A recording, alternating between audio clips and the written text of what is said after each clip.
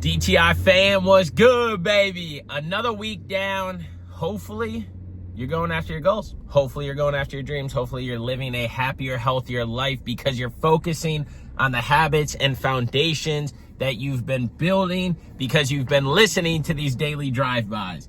But if you haven't, it's okay. It's never too late to start. But I will promise you that you need to start before you keep pushing it off, before you forget about it, before you start prioritizing other things. Start focusing on yourself so that way you can start doing the things that you want in life, that you can start going after and tackling those same things that you always dream about, that you always talk about, that you always say that you want. Far too often we say what we want, but then the actions that we put in day to day do not line up with what we want. Now, I know some of y'all are probably being honest with yourself, like, yeah, I tell myself I'm going to start working out. I tell myself I'm going to start walking more. I tell myself I'm going to start drinking less. I tell myself I'm going to start eating healthier. I tell myself that I'm going to fucking quit this job so I don't got to report to this bitch-ass manager no more. There's also some of you that probably say that you're going to clean the house. You're going to wash your car more. You're going to get more organized. You're going to declutter. You're going to make home-cooked meals more. And so when are you going to be honest with yourself? Because the second that you're not honest with yourself and the second that you tell yourself you're going to do something and don't do it, it's the second that you lose all control in your life. Because if that keeps happening over and over and over again, then your brain is going to subconsciously tell you all of the time that it's okay to not do it. It's okay to not focus on it. And that's not the case if you actually have dreams, goals, and aspirations in life.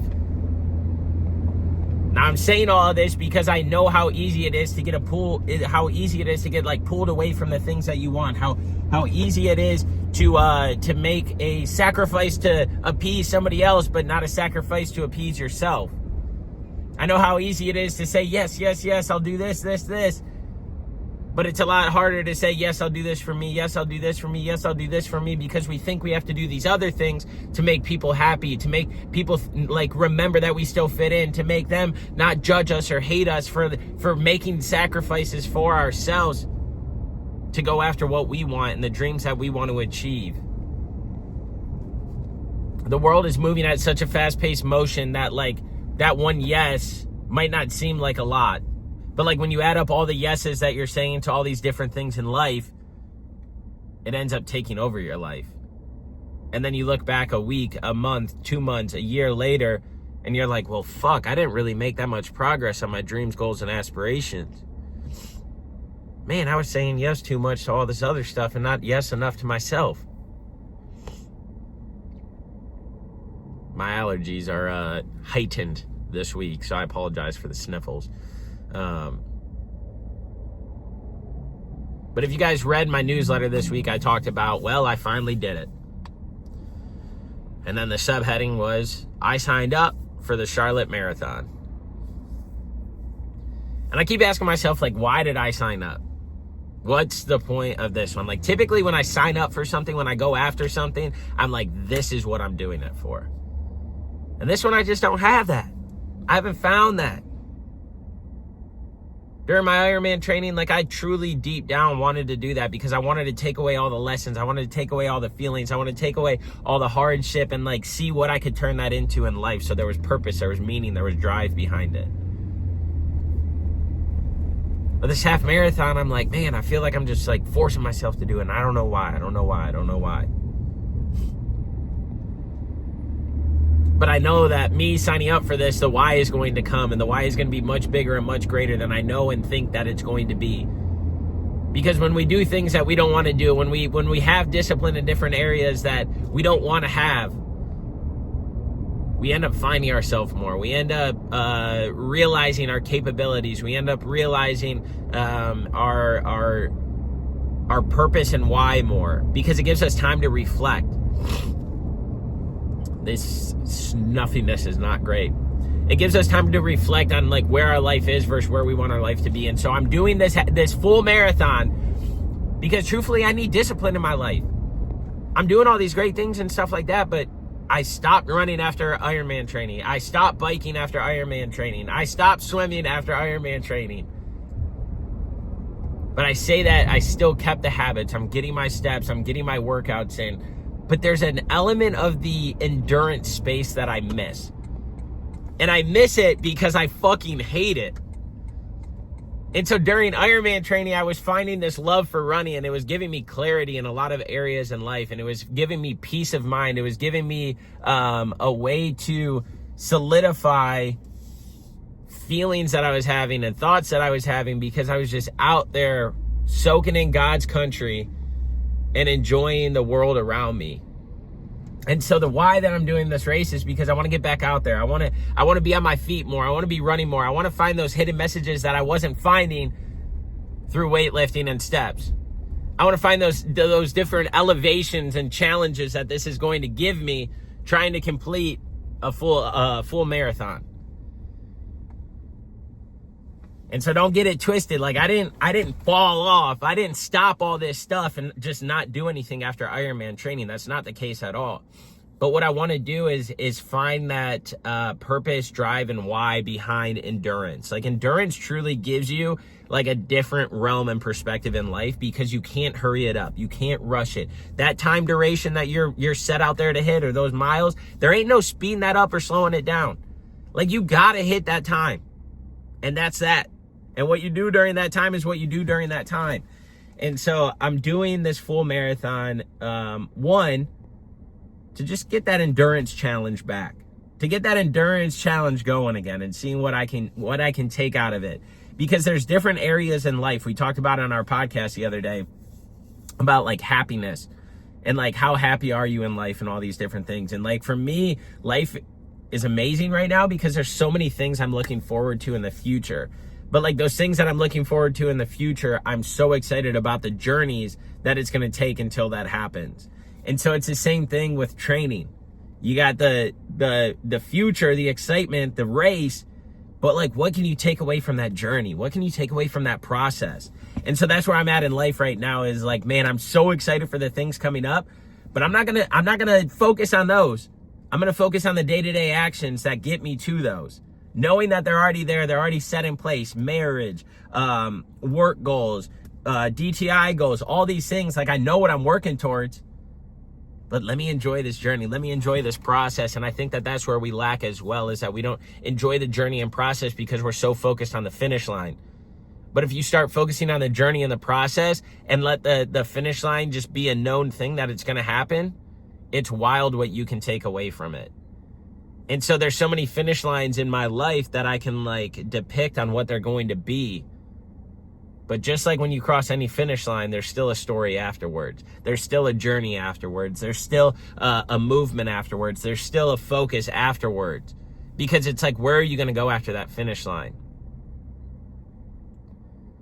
So when we focus on that journey and that process, and we can take away those good things and those hard things and those challenging things, and we can take away all that stuff to appreciate the journey and process, it makes that finish line so much better. But again, just like I crossed the finish line at a Spartan race, and then crossed the finish line at another one, and then a half marathon, and then an Ironman, and now soon to be a full marathon. It's just like our dreams, goals, and aspirations. We once dreamed of this stuff that we're having. We once dreamed of the goals that we once had. We once dreamed about all these different buckets and avenues. But then once we got them, we stopped appreciating them. We stopped talking about them because we got selfish and we're like, I want more now. I want more. And the stuff that I have, I'm not fucking happy with it. And the job I have, I'm not happy with it because I got these headaches and I got these different things. But it's like, bro, at one point in life, you were dreaming about this stuff. What happened? We get selfish and we stop appreciating the little things in life, and we stop thanking God for getting us to where he's gotten us, because where we can go from there is leaps and bounds ahead of where we are now. But don't forget that one day you were dreaming and you were talking and you were so excited for these things you have.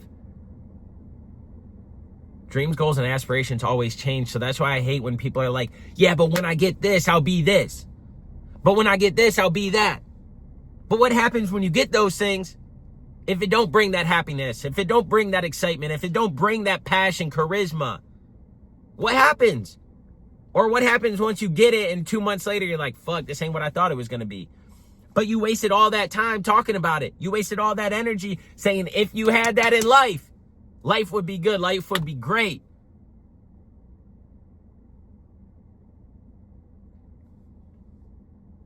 Y'all, we got to take a step back and we got to look at life differently, because we're selfish human beings, whether we want to admit it or not.